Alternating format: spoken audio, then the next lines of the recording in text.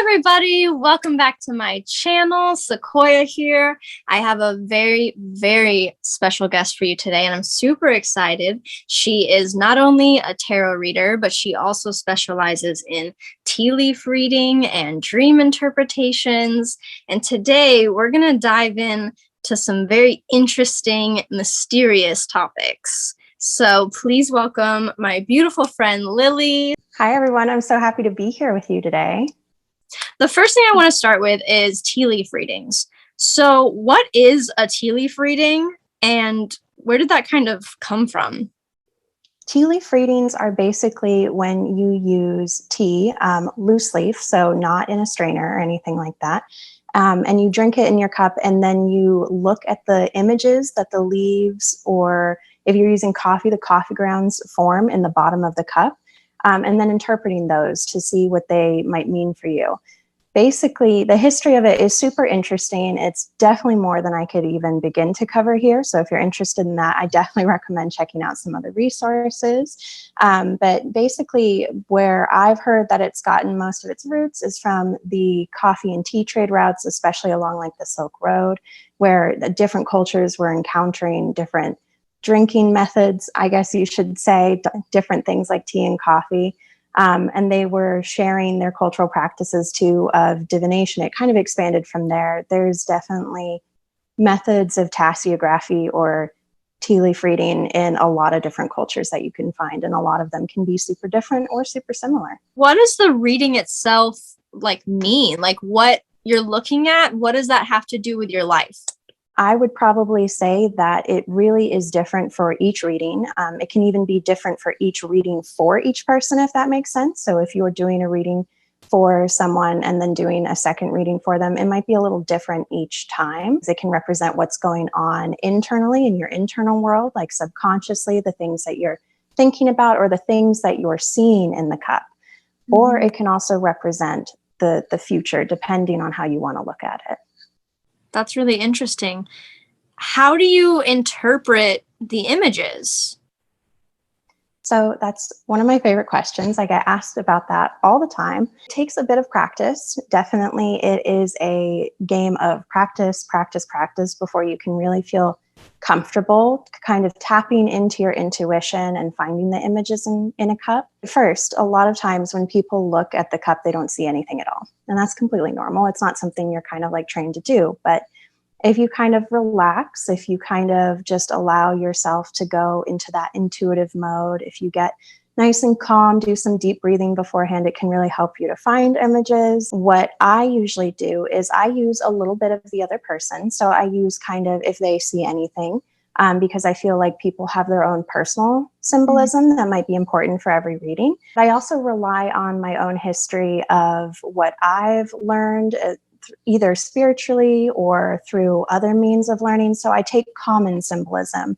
I also rely on my intuition to kind of determine what images I'm seeing. If I have a strong intuitive pull to a specific item or object or image that I'm seeing there, even if it doesn't look like that to my brain, I always trust that. For example, one time I was giving a tea leaf reading for a woman, and there was this massive leaves in the bottom that didn't really look like much, but for some reason I kept thinking boat. It's got to be a boat. It has to be a boat, even though it looked nothing at all like a boat. And so I was like, hey, I think this might be a boat. It looks like you might be going on a trip, maybe near some water. And she's like, oh yeah, a month from now we're going on vacation and we're going island hopping on a boat. So definitely that's where I kind of rely on. If it's not just personal symbolism of the other person and my symbolism that I know, it's also definitely a mix of that intuition as well and what pulls I'm feeling. What if you are seeing the same image, but the emotions are entirely different? Like what if you're seeing a snake and you're seeing it as like a beautiful thing that's shedding its skin, and they're seeing a snake and they're like, I have a fear of snakes. Which do you lean more towards? Sometimes if they're seeing something that they're afraid of, I, of course, don't want to discount that or anything, but sometimes we are seeing things that we are subconsciously afraid of or aren't really ready to accept. So like if I'm getting the feeling that the snake represents change or transformation, which is a big symbolism with snakes, and they're feeling a sense of fear or anxiety, it might be related to that sense of transformation, for example. So it would really depend on what the image is and how strong their feelings are and what sort of dialogue that we have together about it. That's really cool. I love how you combined that. That's so cool. And you make it sound so easy, like just anybody can like look in a cup and be like, oh, I see this and this and this, and I can relate that to this area of my life. I'm not going to lie, with some practice, anybody can do it. So when you're doing a tea leaf reading and you're seeing a certain image or they're seeing a certain image, is it always a projection of their subconscious, or sometimes do you think it could be a message from like the divine?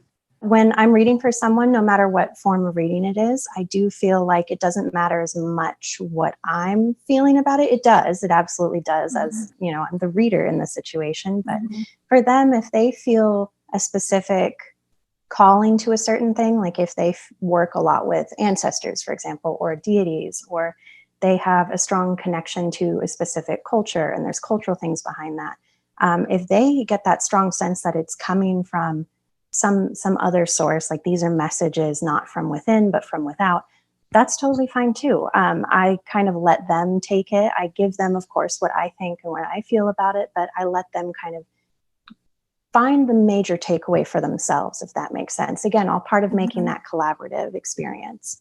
What is the most, if any, what is the most common image that you see?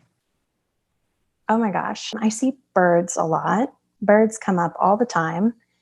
And it's for some reason, I tend to see in a lot of different people's cups, things like dragons, frogs, snakes are a big one too, surprisingly enough.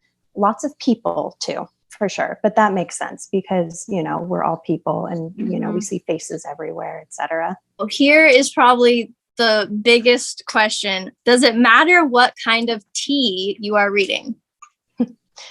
Yes, so that's a great one. And again, I leave that up to personal preference. For me, I do try to use teas that correspond to the particular theme or question being asked. So if somebody's like, I really want to focus in on my finances or my career, I'll use mint most often, or green tea, something that corresponds to that idea of wealth, finances, career, etc.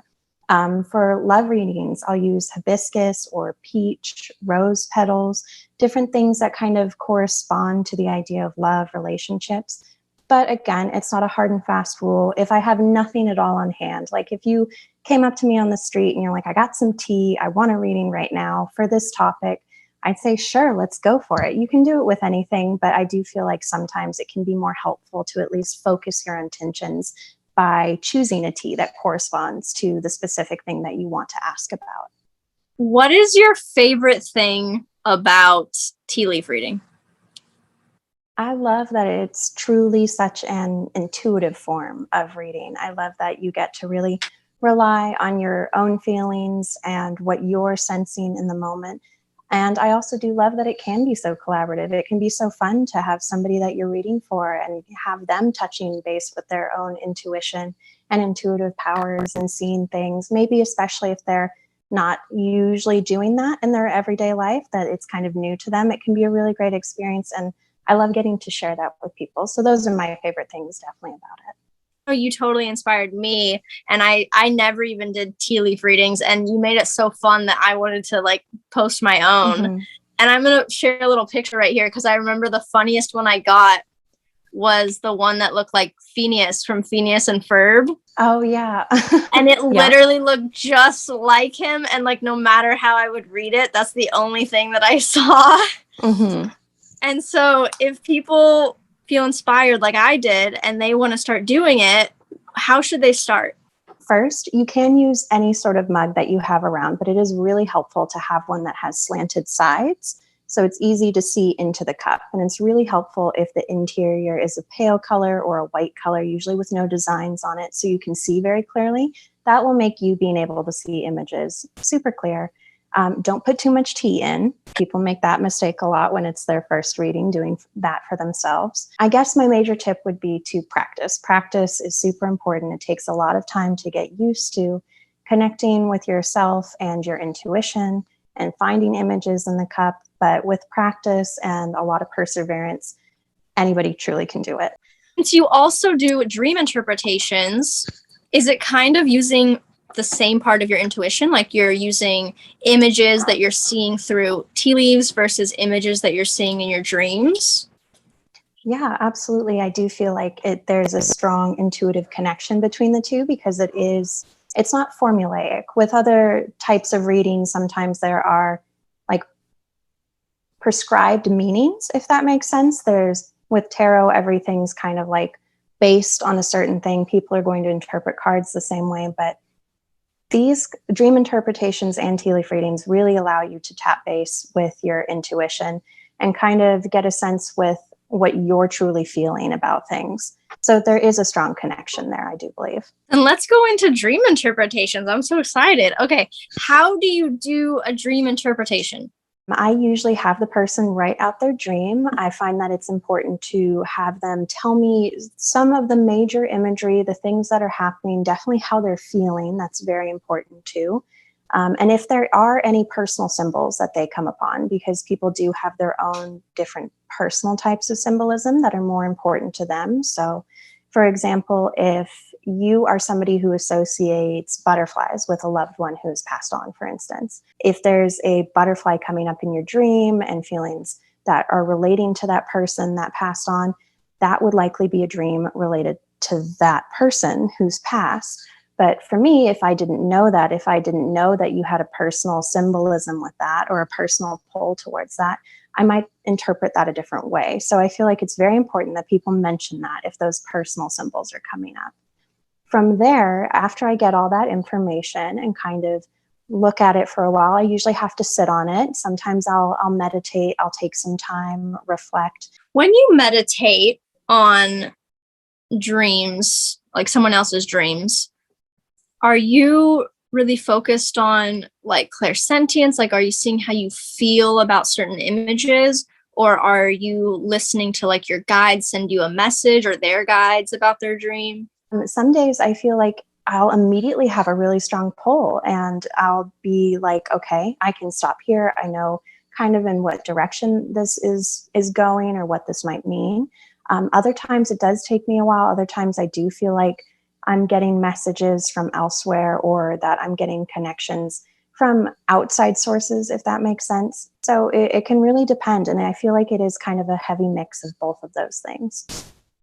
People like my clients are often asking like how they can control their dreams, whether it be lucid dreaming or how they can maybe like stop having a certain dream, a reoccurring dream.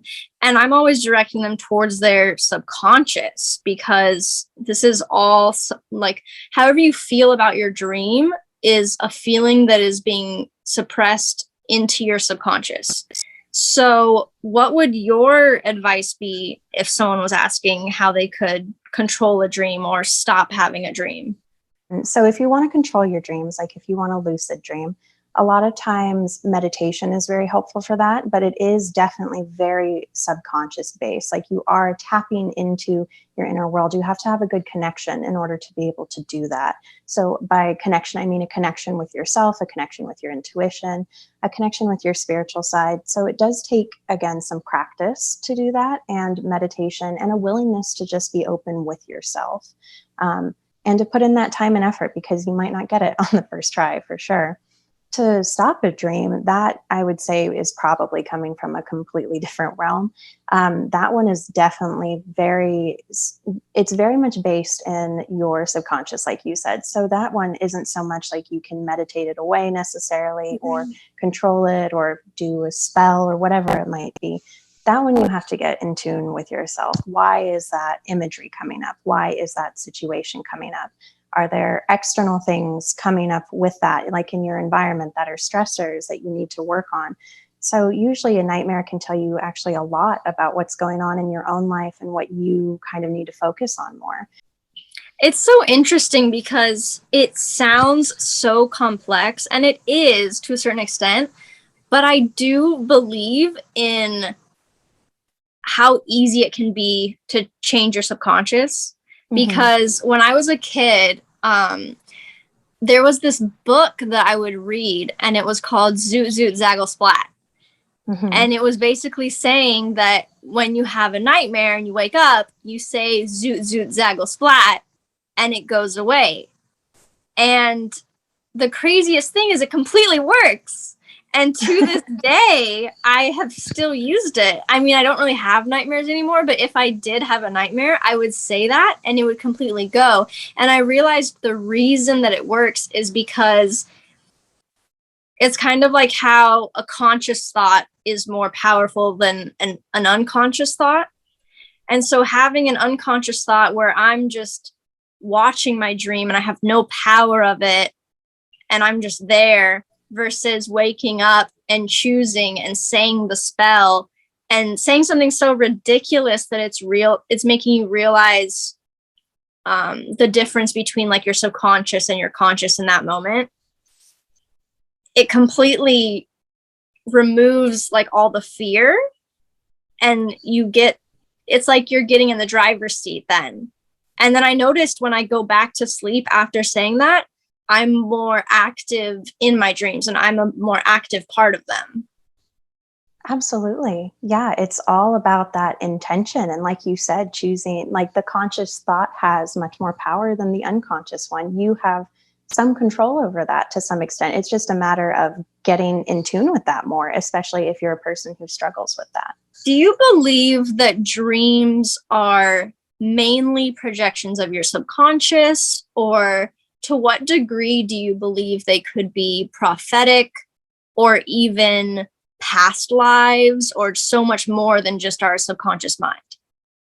Oh, great question. Love that one. And yeah, once more, I'm sure you've heard it a million times from me already, this interview, but depends on the person. But I think that a lot of it is subconscious. Like a lot of it is definitely about what's going on internally, what's going on in your life in the moment. But I definitely do know people who, for instance, see loved ones that have passed on in their dreams or get messages from guides. Or get really strong sensations about things. A lot of people who are more in tune with their intuition or who feel very clairvoyant in a sense, they can see other things that are happening. They can predict things. It's a really wild world, basically, when it comes to dreaming. What is the most or one of the most common dreams that you interpret? Oh my gosh, teeth falling out. Everybody has dreams about their teeth falling out. That I get that one all the time. And what does that mean? Usually what that relates to is the idea of, it can be a simple stress dream. It can be like so much is happening, I don't have control. Something that I feel is an integral part of me is falling out. Like that's the metaphor there. It's the lack of control or having difficulty with change or things going on around you. If you have a dream about your teeth falling out, don't worry, you are not alone. Here's a common one. I know it's common because other people have talked to me about it before. And I've had this dream many, many times. You are in public and you are naked and you are somewhere that you should not be naked. Yeah, that one is definitely super common too. And if that one's coming up again, of course, context is important, but a lot of times that has to deal with vulnerability. It can be vulnerability with other people, being vulnerable with yourself or not wanting to, the fear surrounding that. But again, sometimes it can be just like a stressful situation, you feeling like you have a lack of control over something that's happening in your life or something that's happening within yourself. That one does come up all the time. I think it says a lot about my subconscious because ever since I was a kid, all the way through adulthood, whenever I have the dream that I'm naked at school or I'm naked at work or I'm naked at the mall, like I always in the dream try to play it off and be cool about it and be like, everybody's naked these days. Like I'm ahead of the curve. Like I'm starting a new trend. I'm so cool. It's okay to be naked. Instead of being like, oh no, like Yeah, absolutely. It sounds like you already have a lot of comfort with your own vulnerability. So that's how I would interpret that. And that is such a great example of how the context of the dream and how you're feeling absolutely can change the meaning of it. that's so funny. Wow, I never thought of it that way because I think I do feel embarrassed in the dream. I do feel exposed. And Of then I'm like, course. overcompensating, but it also works out. Like usually I do end up convincing everybody around me that they should also be naked. Mm-hmm. Yeah, you're owning that vulnerability. You're feeling, everybody feels embarrassed when they're trying to be open with others or trying to be their most authentic self. But if we lean into that discomfort, we get to that place of comfort. So yeah, I love that dream. That's such a cool one. That's so funny. I never thought of it like further than, being exposed or vulnerability. I never thought of like how you handle it in your dream having a lot to Mm-hmm. do with like how you want to handle it in real life. That's interesting. Do you have any tips for someone who's trying to get into interpreting their own dreams? Yeah, absolutely. A few of the beginner tips that I would give: first, meditation is super important, or whatever other intuitive connect exercise you would like to do. Some people prefer journaling. That is also very important in remembering your dreams. Keeping a dream journal can be really helpful, and that can help you kind of look back on common symbolism that comes up for you, or common themes that are reoccurring in your dreams. And it just gives you better recall as well. So I usually feel like that's a great tip for people who want to get started. Keep a dream journal. Like I said, meditate or do something where you feel like you're practicing connecting to your intuition. And then from there, kind of like with tea leaf reading, there is this element also of connecting with common symbols. That's a great basis. Know your personal symbols, know what personal symbolism you have or what certain things mean to you, but also know more common ones. So think about what the common symbols in our lives mean. So like roses, if that comes up, this is a great tie-in again to tea leaf reading. If it comes up in a tea leaf reading or if it comes up in a dream, usually that's related to love, romance, things of that nature. So you can kind of rely on things that you already know to get you started. And then as you progress, you can delve deeper into symbolism and come up with more complex symbolism too. I just got a dream journal about a month or two ago, and it's been amazing for being able to recall my dreams. Mm-hmm. But something that's come up and is kind of interesting is I will have a dream, and in the dream, I know that I've been there before. Mm-hmm. I know that this has been a place that I'm familiar with and I have been there before, but I can also feel that I've never had the dream before. Would Mm-hmm. that point to maybe like a past life since I've been there, but maybe not in a dream? It can. It can relate to a few different things. And that one would probably take some time for you to figure out. And by time, I might mean it takes a very long time, a lot of kind of revisiting that in your different dreams, keeping track of them. It's great that you have a dream journal. Some people who lucid dream, they feel like they astral project, and there's that going on too, so that you could be going somewhere in your dream. I do have people who I know who are very connected with that, and they feel like they do that quite often. It can also be, and this might take a little explaining, but it can be you remembering subconsciously other dreams that you've had that have been in a place or in a similar place, but not the same dream. For some reason, sometimes our dreamscapes can be the same, but we can be in a different area of them. It's like a whole world we've built in our head with different parts. But like I said, it really depends. And I would definitely be interested to hear what you have to say after you spent more time kind of like digging into it and seeing what comes up for you in the future. What do you think it means when you have a dream where you aren't yourself? Like you're in a different body. Like, say, if I dreamt I was like an old man, or if I dreamt that I was like a small child, like, and not like myself as a small child, but like a completely different person. Does that have any significance? Yeah, like you said, especially with talking about past lives, that can absolutely be related to that. It can be related to those different things. Past lives and past life work is something that is just so specific to each person, though, and can take years and years to kind of dig into. If it's not related to that, it can be about feeling like you're not yourself, or it could be messages that you're getting from whoever you work with, whether it's your guides, ancestors, etc., that are kind of giving you this message maybe from the perspective of somebody else, like trying to show you a story almost, to show you meaning in something. Dream interpretation is super complex, and it has so many moving parts and can mean so many different things depending on the details. Well, speaking of taking years and years to practice and develop something, I want to know all about your journey of developing your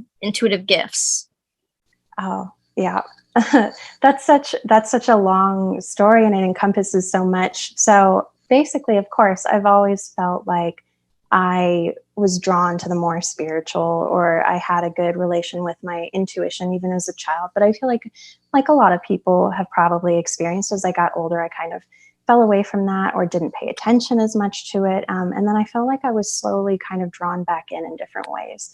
It's interesting with dream interpretation. I've been doing that for years since I was a teenager. My parents did that occasionally, just casually for themselves, without any like spiritual ties to it themselves. And so I was just like, that was just a common thing. And I was always really interested in that. And I feel like I've just delved into it more and carried it more into the present day and let it kind of take me in different directions. I also feel like getting more involved with different types of readings in a very casual sense kind of helped me get more onto the spiritual path that I am today.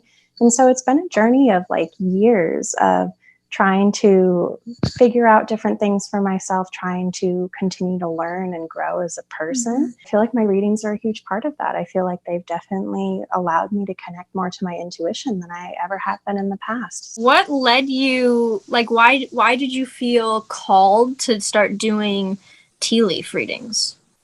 The short answer is that I love tea. I've always loved tea. I drink tons of tea, so it feels like a natural progression, but there was just something so mystical about it. It just conjures this image of a witch in a cabin on the edge of the woods, you know, reading your fortune from a cup of tea, something very, there's a feel to it, if that makes sense. There's a very mystical, magical sort of feel. So that's kind of what really drew me to tea leaf readings. You see them, you know, in movies or read about it in books, and it's always, ooh, wow, the tea leaf reader, you know, oh, the witch in the woods who is reading my fortune. So I kind of just love that feel about it. But I also, again, just love how intuitive it is and how it really lets me kind of play with my intuition. That is such a Pisces answer, because because I always like daydream about myself living in like a little shack as like a swamp witch, just like covered in moss and like mushrooms. And I picture the things I'd be doing and the magic I'd be doing and all of that. And so for you to be like, well, I just pictured myself like this old lady in a cabin, like, it's so funny because it's like manifesting it. It really is. Yeah, that's what I want my life to be at the end, right? I know, right? I'm totally with you. Right, well, I just want to thank you so much for being a part of this, because you are so interesting and intuitive, and you just have so much knowledge to offer. I've been getting dream interpretations from Lily for like the past year. I'm like a regular client for dream interpretations, and she's just always right on the money with it and so thorough. And so I just want to thank you so much for sharing your wisdom and speaking your truth. Absolutely. Mostly at the moment, I am operating off of Instagram. My handle there is at Readings by Lily. Lily's with one L, so Lily. But yeah, it has been such a pleasure to talk with you. Thank you so much for having me, and thanks for letting me share with you guys all about tea leaf reading and dream interpretation. If you're watching this and you have a crazy dream that you remember, or some wild dream interpretations that come to mind, drop those down in the comments. Lily will come in and respond to a couple comments and see if she can give you some interesting interpretations. If you really liked this video, please like it. Make sure you're subscribed, comment, share. Thank you for all the support.